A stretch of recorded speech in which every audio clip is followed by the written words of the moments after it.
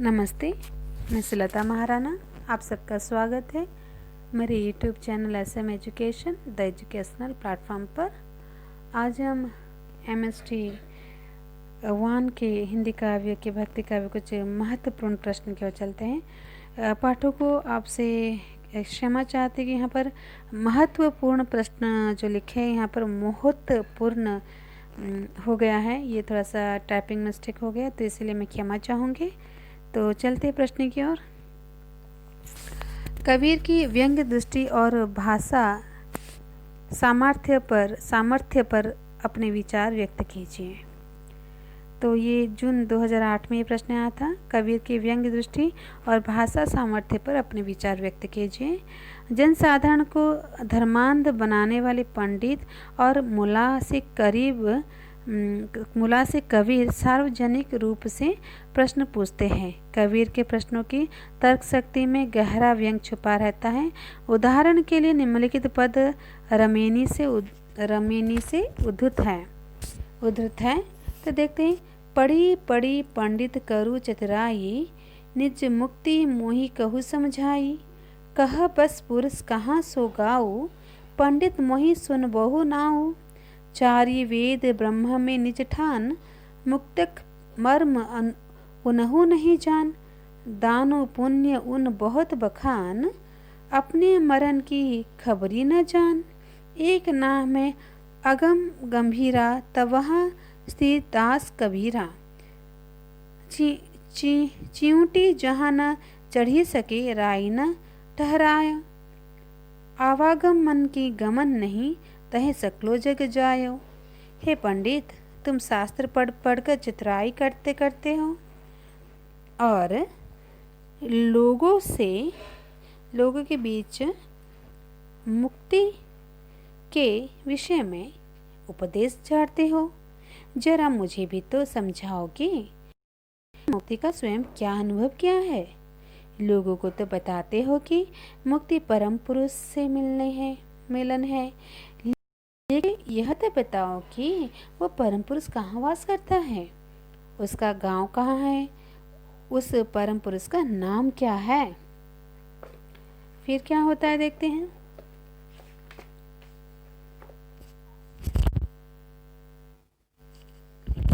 जब पंडित चुप लग जाता है तो कबीर फिर कहते हैं, तुम बताते रहते हो कि ब्रह्म में चारों वेद की रचना की है, पर क्या मर्म जान पाए।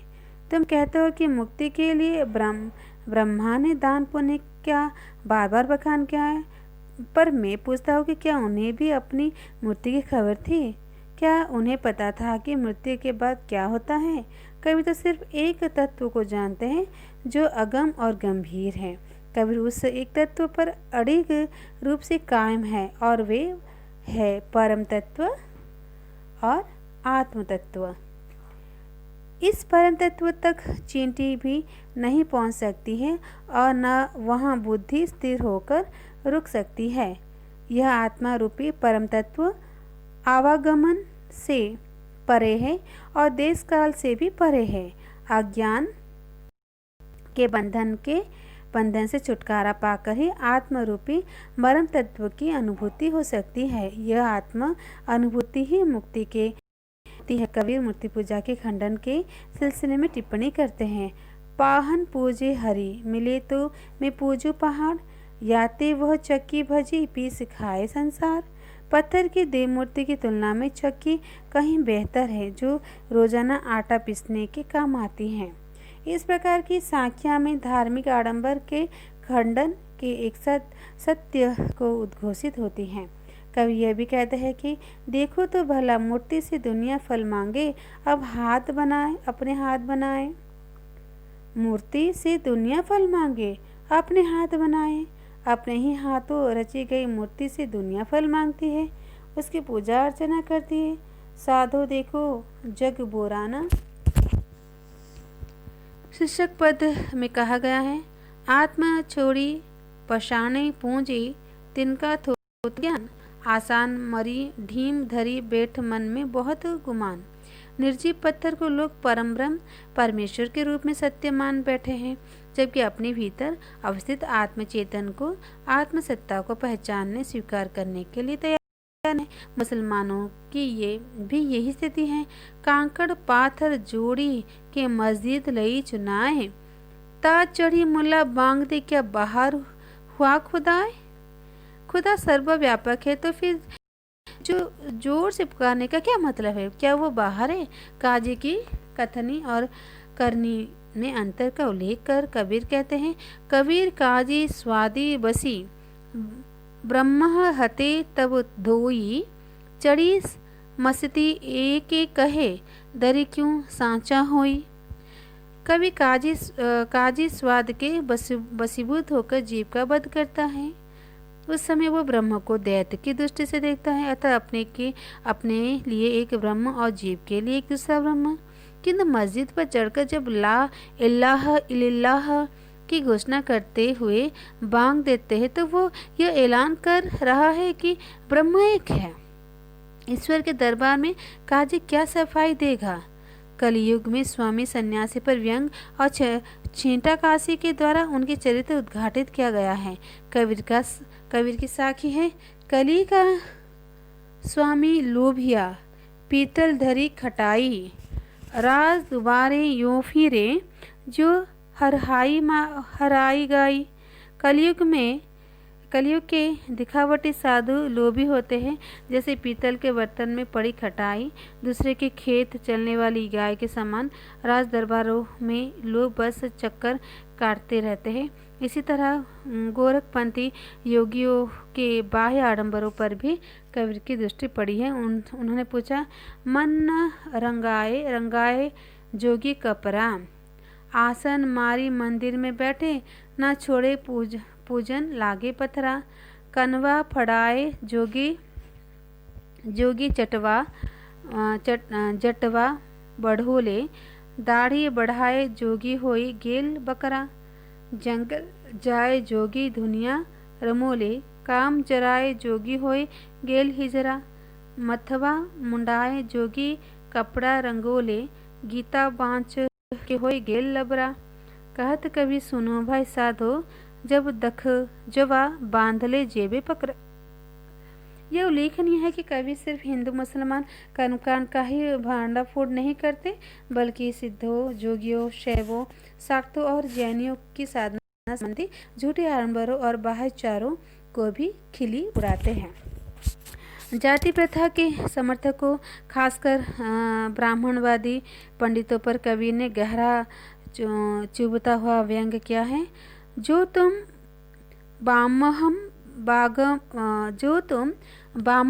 बामहनी जाए, अनावाट तुम काहे न आए। मध्ययुग के सामाजिक रूढ़िवाद, शास्त्रीवाद, पुरोहित और कथनी करनी से अंतर बरतने वाले पाखंडी समाज की अनैतिकता पर तर्कवाणी बरसने के क्रम में कबीर के काव्य की व्यंग्यात्मकता गहरी मार सकती है। इस दृष्टि से मध्ययुग के सर्वाधिक जागरूकता कृतिकार के रूप में आज भी प्रासंगिक बने हुए हैं। कबीर के व्यंग उनकी युग बोधक चेतना के औजार के रूप में लोकोतिक्त का रूप ले चुके हैं। कबीर की काव्य भाषा का सौंदर्य। कबीर में अपने जमाने की जीती जागती रोज़मर्रा की भाषा में अपनी वाणियों की रचना की है। उनकी कविता में विभिन्न स्रोतों से शब्द का चयन किया गया है। एक तरफ संस्कृत प्राकृतिक अपभ्रंश के जन प्रचलित और आवश्यकता अनुसार पारिभाषिक शब्द लिए गए हैं, तो दूसरी तरफ अरबी फारसी स्रोत से आए शब्दों की संख्या भी काफ़ी है। आधुनिक अमुदय काल है, अतः खड़ी बोली, ब्रजभाषा, अवधी, राजस्थानी, भोजपुरी के उच्चारण तथा शब्द संगीत ने कबीर की वाणियों में अद्भुत ढंग की सजीवता का संचार किया है। राम स्वरूप चतुर्वेदी ने कबीर की भाषा की सृजन धर्मी विविधता की ओर इशारा करते हुए ठीक ही कहा है, कबीर में कई तरह के रंग है, भाषा के भी है और संवेदना की भी। हिंदी की बहुरूपी प्रकृति उनमें खूब। कबीर अपने समय की जिस को संबोधित कर रहे थे, उसके सगे अनुभवों के निधि से ही शब्द, वाक्यांश, मुहावरे, क्रियापद और चुस्त समेत सभी मध्यकालीन संतों में सिद्धों नाथों की वाचिक परंपरा का परिष्कार किया गया है।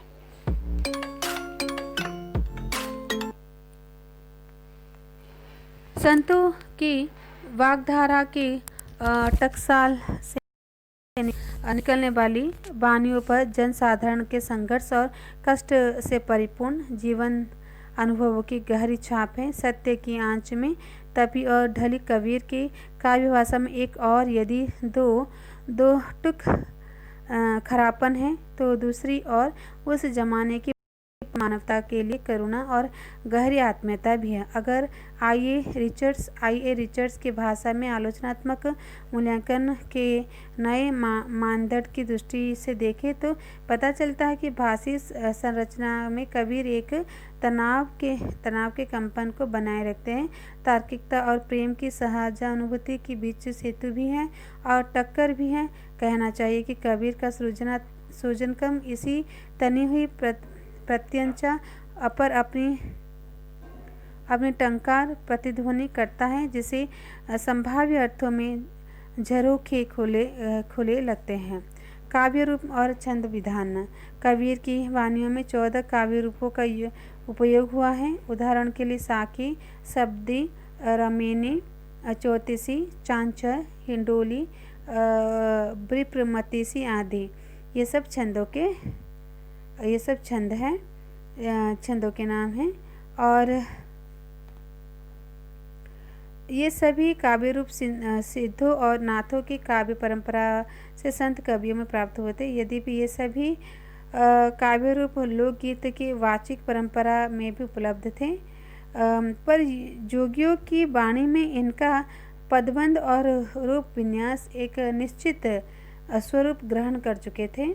अतः इस्तेमाल से घिसे जा चुके रूपबंधों को कबीर ने अपनी प्रतिभा से और भी क्षमता बांध दिया है। संस्कृत शब्द साखी का ही अपभ्रंश रूप साखी है। सिद्ध साहित्य और नाथ साहित्य में इस काव्य रूप को ज्ञान की आँख माना गया है। किसी अद्भुत सत्य की प्रतीत करने के उद्देश्य में प्राय साखी का ही उपयोग किया गया है। कबीर की वाणियों में रमणीय एक ऐसा काव्य रूप है जिसे दोहा और चौपाई छंदों का सम्मिलित प्रयोग किया गया है।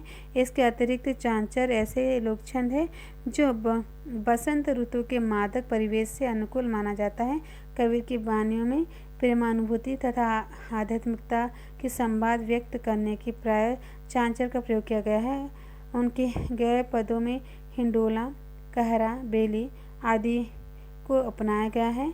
छंदों की दृष्टि से दोहा, सोरठा, चौपाई, वीर, अरिल, तांटक, लावनी, उल्लाल आदि का भरपूर उपयोग कबीर के काव्य में देखा जा सकता है। कबीर मीमांसा नामक अपनी पुस्तक में डॉक्टर रामचंद्र तिवारी ने यह माना है कि छंदों के प्रयोग में कबीर के यहाँ त्रुटियाँ बहुत है। तो इस तरह से हम प्रश्न 9 भी यहाँ पर समाप्त करते हैं। अब इसे पढ़िए, समझिए, बार बार सुनिए और परीक्षा में इसे प्रयोग कीजिए।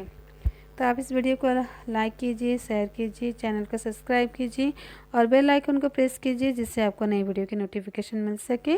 नमस्ते, धन्यवाद।